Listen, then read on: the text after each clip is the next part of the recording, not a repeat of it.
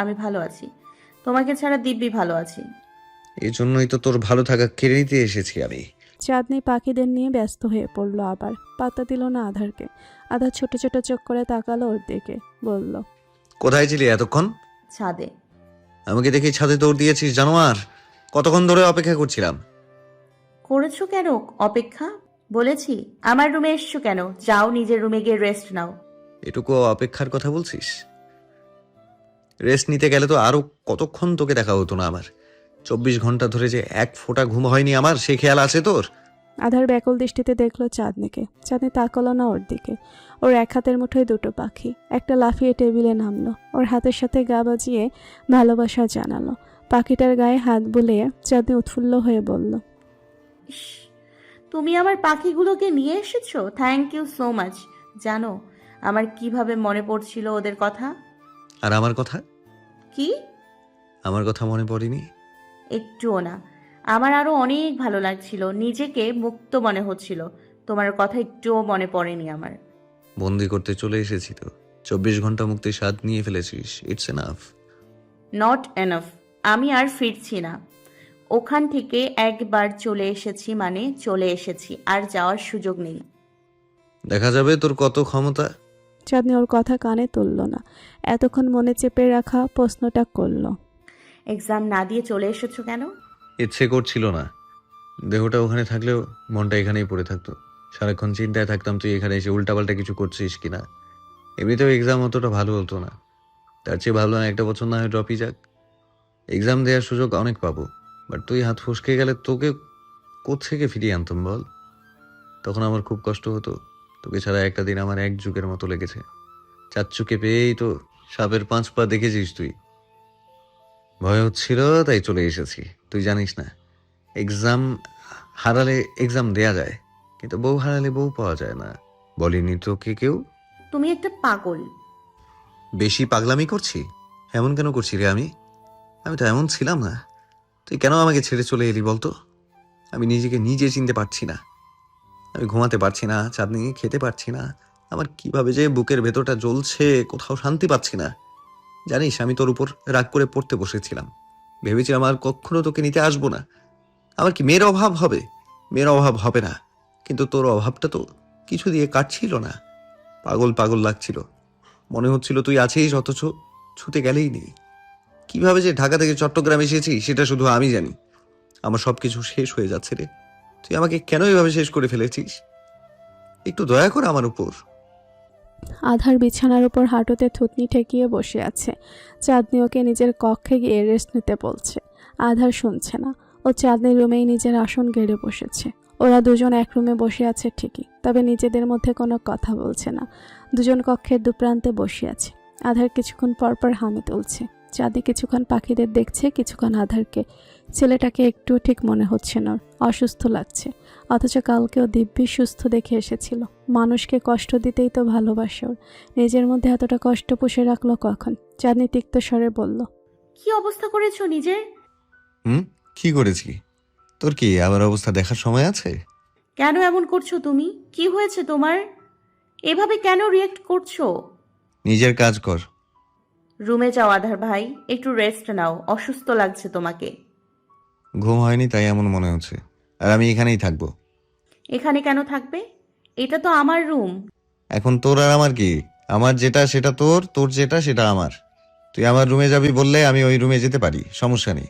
তুমি ঢাকায় যেভাবে রিয়েক্ট করতে, এখানেও এভাবে চাপাচাপি করবে আমার সাথে? এখানে কিন্তু সবাই আছে। ভালোই তো। সবার সামনে তোর সাথে টানাটানি করলে তোরই লজ্জা লাগবে। এমনিতেই তো আমার কাছে লজ্জার লও নেই। বিপদটা তোরই। মিষ্টি করে হাসলো আধার। চাঁদনি দীর্ঘশ্বাস ফেলল। আধার ঢোক গিলে বলল, একটু ভাত নিয়ে আয় আমার জন্য, খিদে লেগেছে অনেক। এই সন্ধ্যায় ভাত খাবে? বড় আম্মু নাস্তা বানাচ্ছে তোমার জন্য। হুম। ভাতের খিদে তো অন্য কিছু দিয়ে মেটে না। নাস্তা পরে খাবো। নিচে আসো। যেতে ইচ্ছে করছে না। আমার একটু ঘুম দরকার। পেটটাকেও শান্ত করা দরকার। নিয়ে আয় না কষ্ট করে। এটুকু সেবা কর। খারাপ লাগছে অনেক। কাল থেকে খাওয়া ঘুম কিচ্ছু হয়নি আমার। কাল থেকে কিছু খাওনি তুমি? না, ইচ্ছে করেনি। ভালো লাগছিল না কিছু। চাঁদনি উঠে দাঁড়ালো। আধারের দিকে অসম্ভব দৃষ্টি নিক্ষেপ করে বেরিয়ে গেল কক্ষ থেকে। চাঁদনি নিচে গিয়ে দেখলো বর্ষা বেগম কিচেনে কাজ করছেন। কিচেনের দরজার কাছে দাঁড়িয়ে ডেকে বলল, বড় আম্মু ভাত আছে? ভাত? কার জন্য? ভাত তো এখনো রান্না হয়নি। আধার ভাই খাবে বলছে। এই সন্ধ্যায় ভাত খাবে? ওর জন্য নাস্তা বানাচ্ছি। ও যা যা খেতে পছন্দ করে সব। নাস্তা পরে খাবে বলছে, দুপুরে খাইনি, খিদে পেয়েছে। দুপুরে বেঁচে যাওয়া তরকারি ছিল। চুলার উপর থেকে ফ্রাই প্যান সরিয়ে বর্ষা বেগম ভাতের পাতিল বসালেন। ফ্রিজ থেকে বের করে তরকারিও গরম করে নিলেন। চাঁদনি হাতে হাতে সাহায্য করে দিল। ভাত রান্না শেষে ভাত তরকারি সবকিছু ট্রেতে নিয়ে দোতলায় গেলেন। চাঁদনি গেল তার পিছু পিছু। আধার বিছানায় আতশোয়া হয়ে বসে কিউব মেলাচ্ছিল। অলস টাইমে বসে বসে এ কাজটা করেও। বর্ষা বেগম আর চাঁদনিকে কক্ষে ঢুকতে দেখে সোজা হয়ে বসল।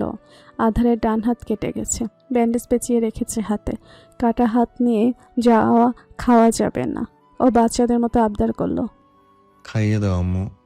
বর্ষা বেগমের মাথায় হাত বুলিয়ে দিলেন, মুস্কি হেসে বললেন, তুই না বললেও খাইয়ে দিতাম।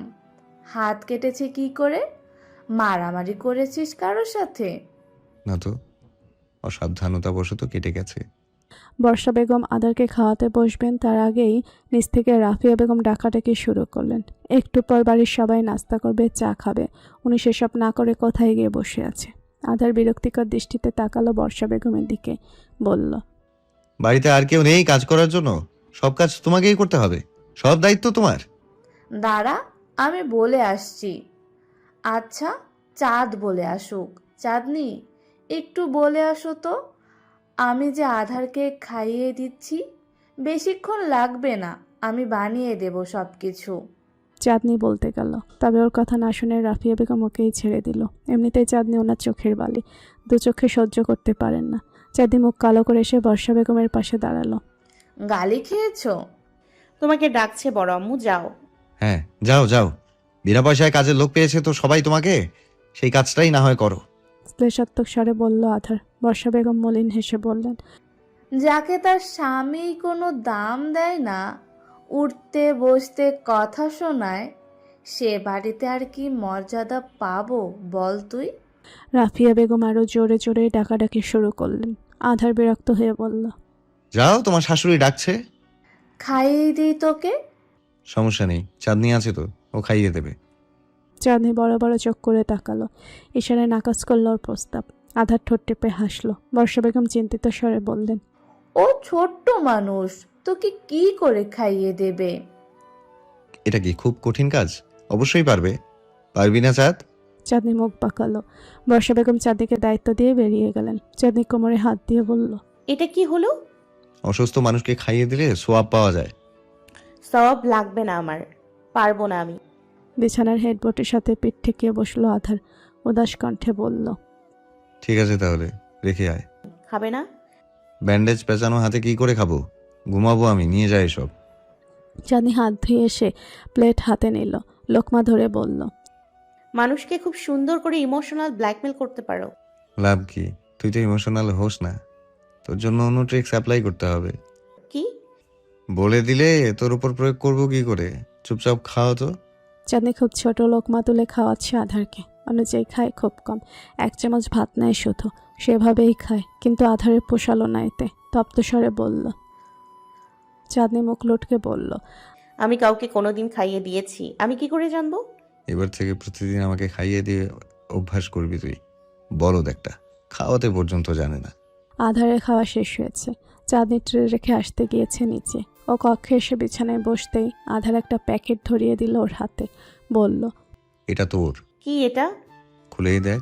প্যাকেট থেকে একটা সাদা প্রিন্সেস গাউন বের করলো চাঁদনি। খুব সিম্পলের মধ্যে গর্জিয়াস একটা লং গাউন। আধারের চয়েস আছে বলতে হবে। চাঁদনি অবাক হয়ে বলল, তুমি আমার জন্য সাদা গাউন এনেছো? এটা আমার? না, অর্পিতার জন্য এনেছি। ওকে দিয়ে আসি, কি বলিস? বলদ একটা। চাঁদনি পাংশুটে মুখে বলল, আমি সাদা ড্রেস পরি না আধার ভাই। পরবি এখন থেকে, কিউট লাগবে এটাতে তোকে। চাচু কি যেন বলে, ডিজনি প্রিন্সেস টিয়ানার মতো। চাঁদনি মলিন হেসে বলল, না, বাবা তো আমাকে মিথ্যে সান্ত্বনা দেয় না। এটা পরলে নির্ঘাত আমাকে কালির ড্রামের মতোই লাগবে। আমার কালো রং আরো ফুটে উঠবে, তখন সবাই লজ্জা দেবে আমাকে। তোমাকে। আধার অতিষ্ঠ হয়ে তাকালো। চাঁদনি বারংবার খালি অতীত নিয়ে খোঁচা দেয়। আধারের ভালো লাগে না। এই দুনিয়ার কারোরই নিজের দোষের কথা শুনতে ভালো লাগে না। তেমন আধারের বেলায়ও ও যতবারই এসব ভুলতে চায় চাঁদনি মনে করিয়ে দেয়। আধারের খারাপ লাগে। মেয়েটাকেও যা তা শুনিয়েছে। বন্দুকের গুলি তার কথার আঘাত কখনো ফিরিয়ে আনা যায় না। আধারও ফিরিয়ে নিতে পারে না। তবে আত্মসংযম তো করা যায়। ভুল করলে কি তার মাপ পাওয়া যায় না? কেন চাঁদনি সে সুযোগ দেয় না ওকে? আর বলিস না চাঁদনি, বারবার খালি এসব বলতেই থাকিস। প্লিজ, আমি আর শুনতে পারছি না। আমার দোষগুলো আর কতবার দেখিয়ে দিবি আমাকে? রাগ করে বলেছি ভাই, মন থেকে কিছুই বলিনি। আমি কি করে শুনেছি? আর কতবার মাপ চাইবো বল? সরি বলেছি না? হিসাব করেছিস কতবার ক্ষমা চেয়েছি তোর থেকে? এখন পায়ে ধরতে হবে? বললেই পায়ে ধরবা?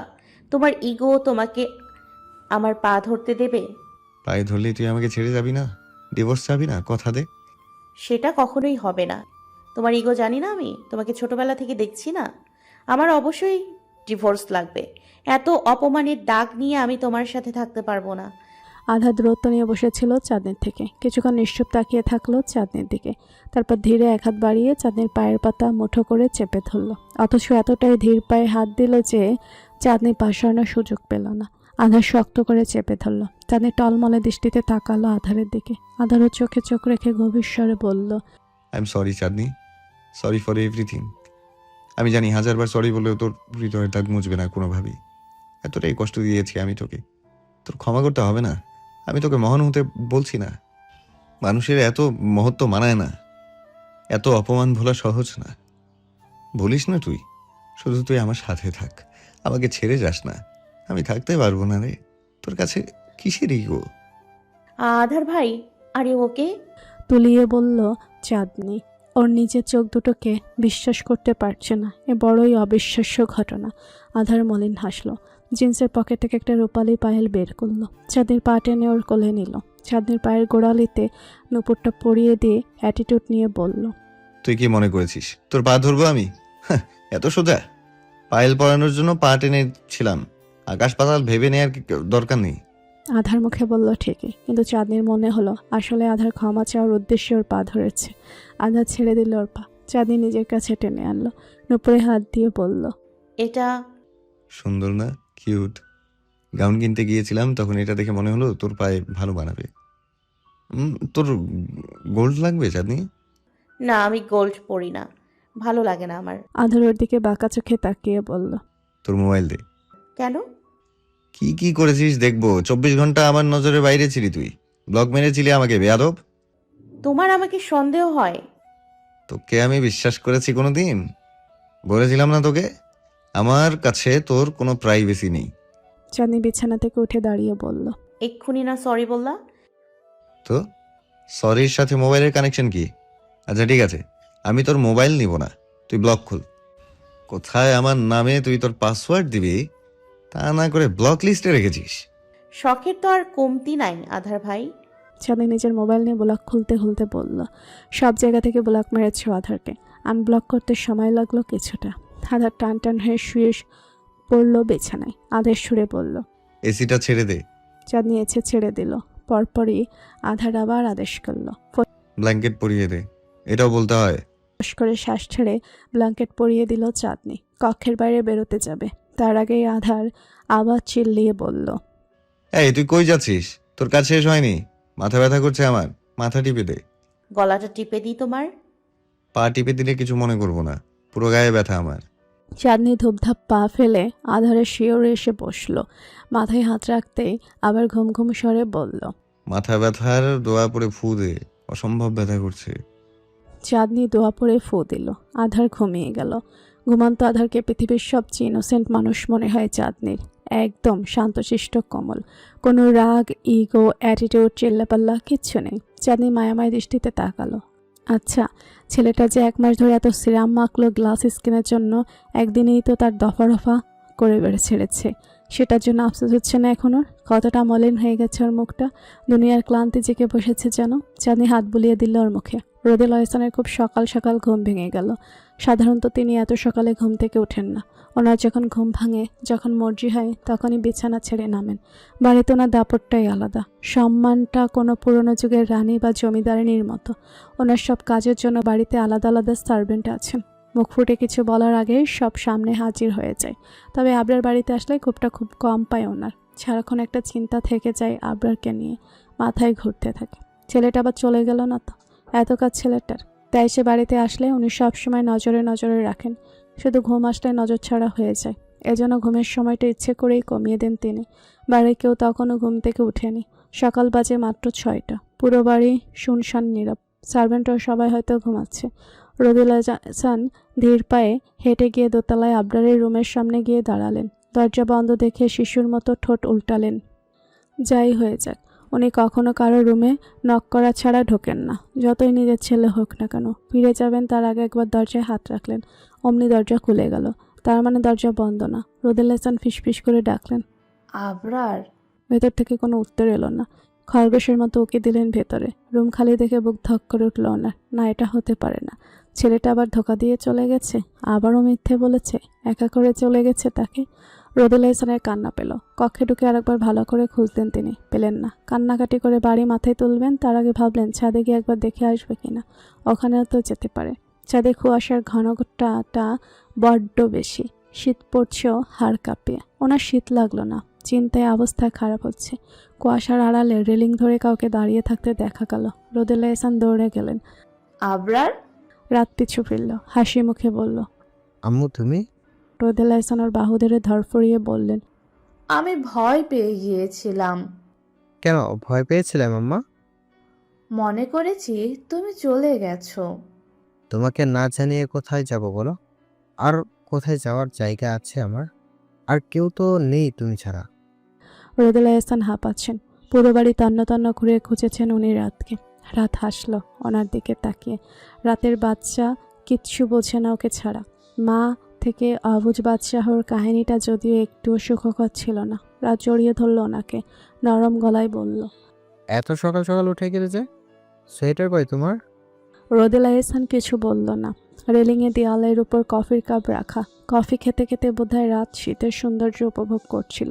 ওর গায়ে একটা চাদর জড়ানো, নিজের গা থেকে খুলে সেটা রোদেলা এহসানের গায়ে জড়িয়ে দিল। শীতে হাত ঠান্ডা হয়ে গেছে ওনার। কাঁপা কাঁপা কণ্ঠে বললেন, তো তোমার ঠান্ডা লাগবে না? তোমার গরম লাগলে আমার গরম লাগবে। তা হয়। হয়তো আত্মা এক হলেই হয়। চলো নিচে যাই। একটু থাকি, ভালো লাগছে এখানে। কফি খাবে? না। তুমি কখন ঢাকায় যাবে? যাব না। মিথ্যে কেন বলছো? আমি কালকে শুনেছি তুমি বাবাকে বলছিলে তুমি ঢাকায় চলে যাবে। ভুল শুনেছ মাম্মা। আমাকে ঢাকায় নিয়ে যাবে? না, কেন? ওখানে মনস্টার আছে। তুমি না মনস্টার ভয় পাও? তুমি প্রোটেক্ট করবে আমাকে? তোমার তো অনেক পাওয়ার আবরার। তুমি গেলে আমি দুর্বল হয়ে যাব রে আম্মা। ওদের থেকে আমি কি করে তোমাকে প্রোটেক্ট করব তখন?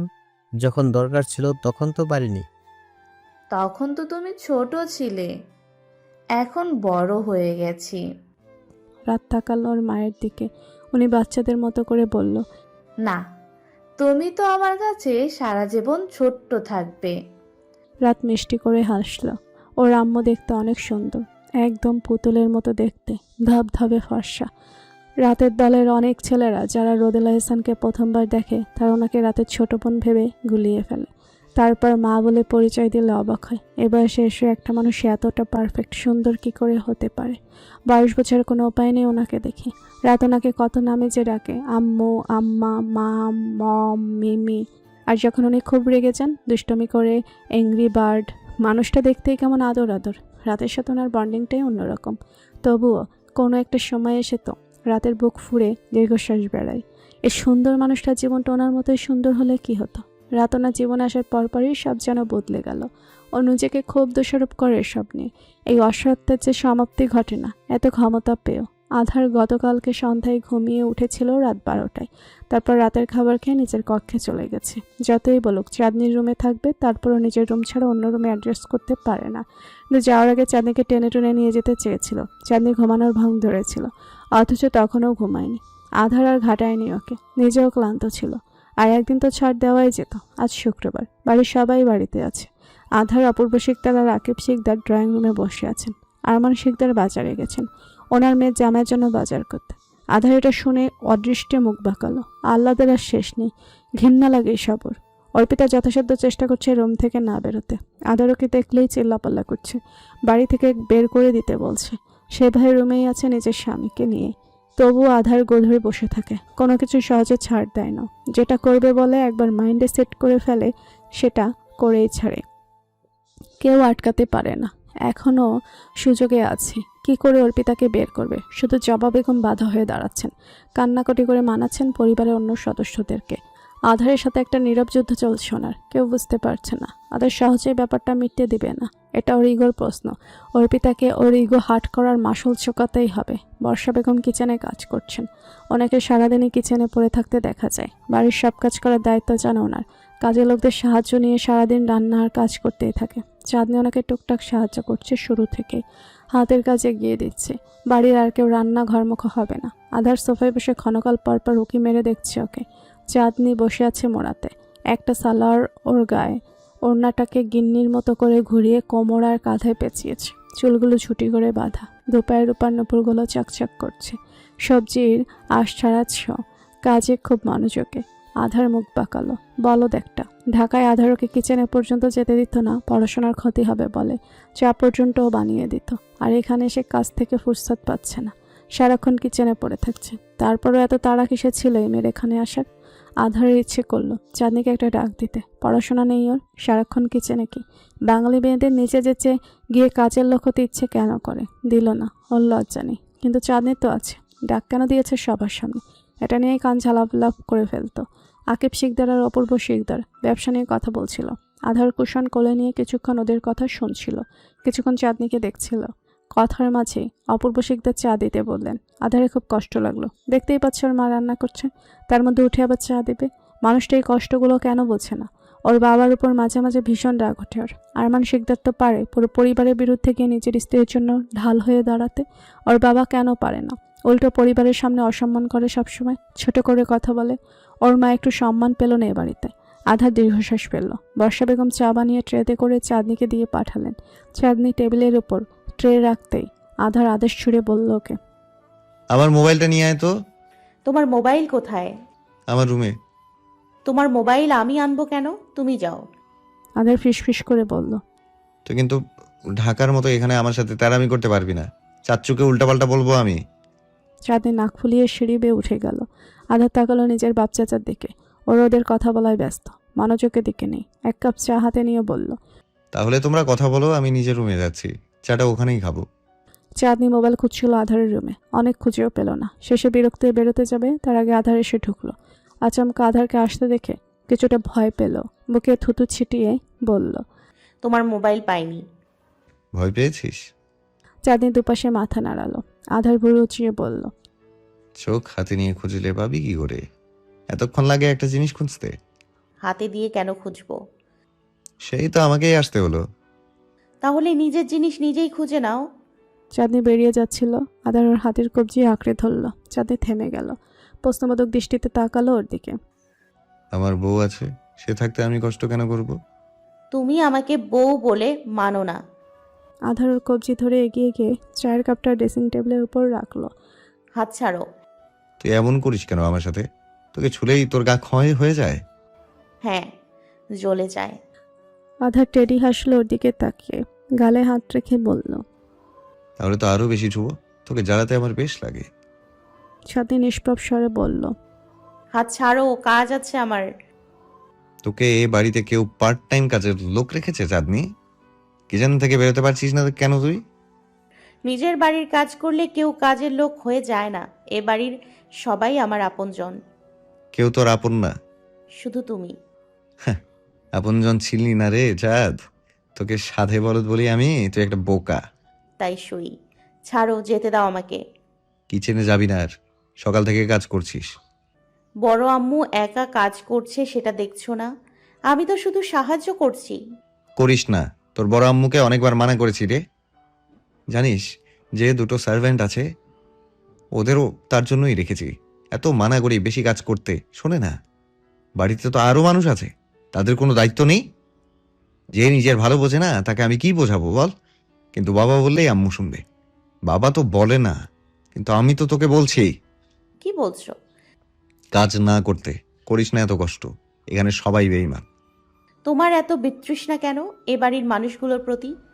এদের দুমুখ আচরণগুলো নিতে পারি না। তুমি বলছো এই কথা? ব্যঙ্গ করে হাসলো চাঁদনি। আধার গম্ভীর মুখে তাকালো ওর দিকে। চাঁদনি হেসে বলল, তুমি নিজেই তো ব্যাখ্যা করে দিলে আমি কেন তোমার থেকে দূরে দূরে থাকি। আধার কথা ঘুরিয়ে বলল, নিজের কাপড় চোপড় নিয়ে আমার রুমে আয়। কালকে ছাড় পেয়েছিস বলে আজকেও ছাড়া পেয়ে যাবি এটা ভাবিস না। আমি আসছি না। আমি তোমার সাথে থাকতে চাচ্ছি না। তোর চাওয়ার ধার ধারে না কেউ, এক্ষুনি আসবি তুই। না। তুই চাস আমি এখানেও তোর সাথে জোর করি? বাবাকে বলবো। কিচ্ছু করতে পারবে না আমার।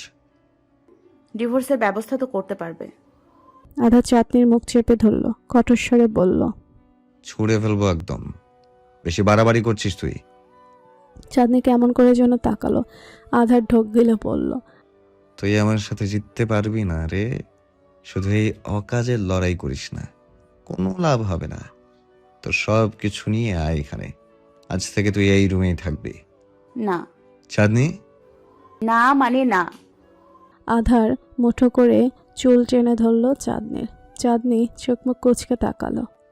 তোকে মারবো আমি। মারো। আমি তোকে হার্ট করতে চাই না।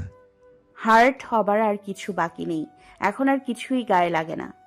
গায়ে লাগার মতো কিছু করলেই লাগবে, আর তুই কাউকে কিছু বলতেও পারবি না। আধার বাঁকা হেসে বলল। ছেড়ে দিল ওর হাত। চাঁদনি শ্লেষাত্মক স্বরে বলল। ভয় দেখাচ্ছ? চাঁদনি তিক্ত দৃষ্টিতে তাকিয়ে থাকলো কিছুক্ষণ। কিছু বলতে যাবে তার আগে ঝংকার তুলে ফোন বাজা শুরু করলো। চাঁদনির কথা থেমে গেল। আধার ট্রাউজারের পকেট থেকে ফোন বের করতেই চাঁদনি অবুঝের মতো বলল, তোমার মোবাইল তো তোমার কাছেই আছে, আবার খুঁজতে পাঠালে কেন? তুই যদি বলদ না হতে এই প্রশ্ন করতি না। চাঁদনি মুখ ফেরালো আর চোখে আধারের ফোনের দিকে তাকালো। সাভিয়া কল করেছে। ওর নামের পাশে বিএফ লেখা, বেস্ট ফ্রেন্ড ফর এভার। চাঁদনির হৃদয়টা আরও তিক্ত হয়ে উঠল। আধার ওর দিকে তাকিয়ে বলল, যা, নিজের রুম থেকে সব নিয়ে আয়। সাবিহা কল করেছে, আমি কথা বলে আসছি। এসে যাতে আমি তোকে এই রুমে দেখি, আর যেন বলতে না হয়